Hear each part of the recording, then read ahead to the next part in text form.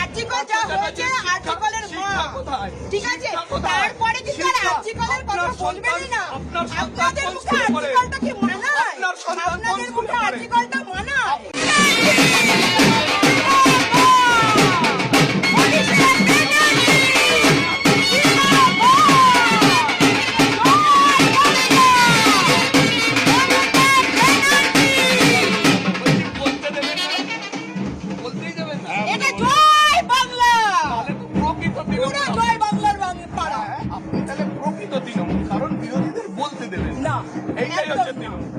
এই প্রকৃত তৃণমূলকে আমার সেলুট কারণ বিরোধীদের বলতে না দেওয়া এটাই তৃণমূল বিরোধীদের আমরা এখানে আসতেই দেব না কারণ আমরা বিজেপি থেকে কিচ্ছু পাচ্ছি না তাই আমরা বিজেপিকে এখানে আসতে দেব না আজকে যা গ্যাসের অবস্থা তা আমরা মেয়েরা বুঝতে পারছি আপনারা ছেলেরা ঘরে ঢুকছেন খাচ্ছেন বেরিয়ে যাচ্ছেন আপনারা ভুক্তভোগী না ভুক্তভোগী আমরা এটাই হচ্ছে প্রকৃত তৃণমূল যারা কি করছে আমাদের জন্য সেটা আগে বলুন কি করেছে মমতা ব্যানার্জি আপনি বুঝতে পারছেন না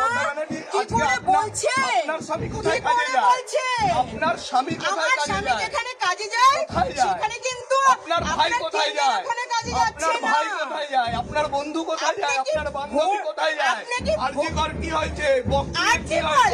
আপনার সন্তান কোন স্কুলে পড়ে আমার সন্তান যে স্কুলে পড়ে সেই স্কুল থেকে